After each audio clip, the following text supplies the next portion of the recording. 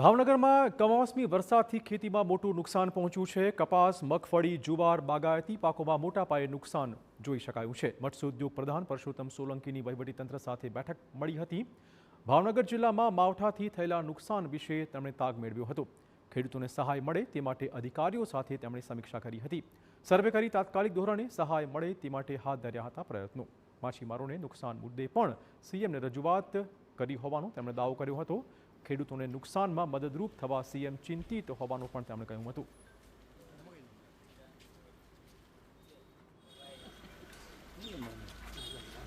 ભાવનગર જિલ્લાની જો વાત કરવામાં આવે તો ભાવનગર જિલ્લામાં કમોસમી વરસાદને લઈને મહુવા, સિંહોર, ઘોઘા અમુક વિસ્તારમાં ભારે ખેડૂતોને નુકસાન થવા પામેલ છે, જેને લઈને અત્યારે સરકાર પણ એલર્ટ થઈ છે અને કામગીરી હાથ ધરવામાં આવી છે। ત્યારે અમારી સાથે રાજ્યના મંત્રી પરસોત્તમભાઈ સોલંકી આજે અમારી સાથે જોડાયા છે। અત્યારે અધિકારીઓની મિટિંગ લઈને આ વિસ્તારમાં આ ખેડૂતોને જે નુકસાનની ગઈ છે તેને લઈને કાર્યરત થયા છે। તો સીધી તેમની સાથે વાત કરશું। પરસોત્તમભાઈ, કેવા પ્રકારની કામગીરી હાથ ધરવામાં આવી છે, કારણ કે ભાવનગર જિલ્લામાં ખેડૂતોને વધારે નુકસાન થયું છે, ખાસ કરીને ખરીફ પાકોમાં? આ એક કુદરતી આફત આવી છે।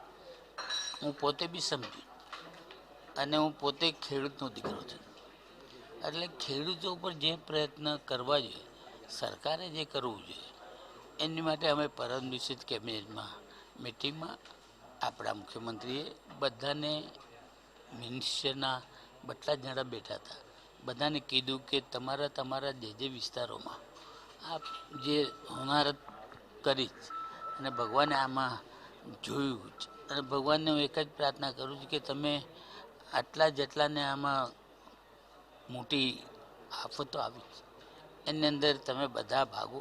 મિનિસ્ટરો જોતા નહીં, તમે મિનિસ્ટર છો, દિવસ રાત દોડો અને જેટલા થાય એટલા પ્રયત્ન કરી અને ખેડૂતોને તમે જેટલું સાથ સહકાર આપશો એમાં તમે કોઈ ચિંતા કરો નહીં। અમે લોકો સરકાર તરફથી જેટલા થાય એટલા કામો કરીએ એવી। પરસોત્તમભાઈ, જે ખાસ કરીને માછીમારો માટે પણ તમે ખાસ મુખ્યમંત્રીને રજૂઆત કરી છે કે એમને પણ જે નુકસાની હોય કે એમની તકલીફ છે તે પણ દૂર કરવામાં આવે?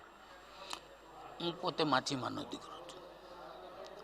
અમારું જાફરાબાદ, રાજુલા અને ઉના આની અંદર માછીમારોના ખૂબ પ્રયત્ન છે, જેમાં સરકારને એમના તરફથી પ્રયત્ન કરી અને એમણે કામ કર્યા છે। હવે જો એની અંદર અમે કાંઈ ન કરીએ એની માટે તો કંઈ જ કામ ના આવે અમારું।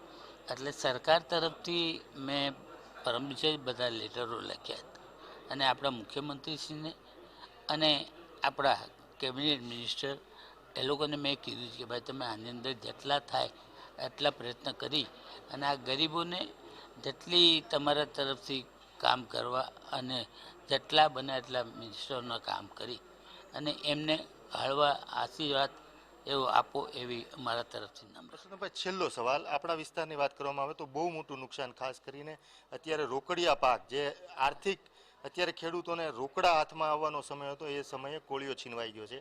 ત્યારે ખેડૂતોની માંગ છે કે જે મંડળીઓ છે તે માફ કરવામાં આવે। તો રાજ્ય સરકાર દ્વારા આપના દ્વારા એવા પ્રયત્ન કરવામાં આવશે કે તેની સહાય આપવામાં આવશે કે મંડળી માફ કરવામાં આવશે? આની અંદર શું છે, હમણાં તો સર્વે ચાલુ, એટલે હમણાં કોઈ આપણે વાતો કરીએ એનાથી ને કંઈ કામ નથી થવાનું। એટલે સર્વે થયા પછી કયા કયા જિલ્લાઓમાં કયા તાલુકામાં આવા મોટી હાનિકારક મળ્યું છે તો એની માટે પછી વિચાર કરી અને સરકાર પછી નિર્ણય લેશે કે આના અંદર શું કરવું જોઈએ।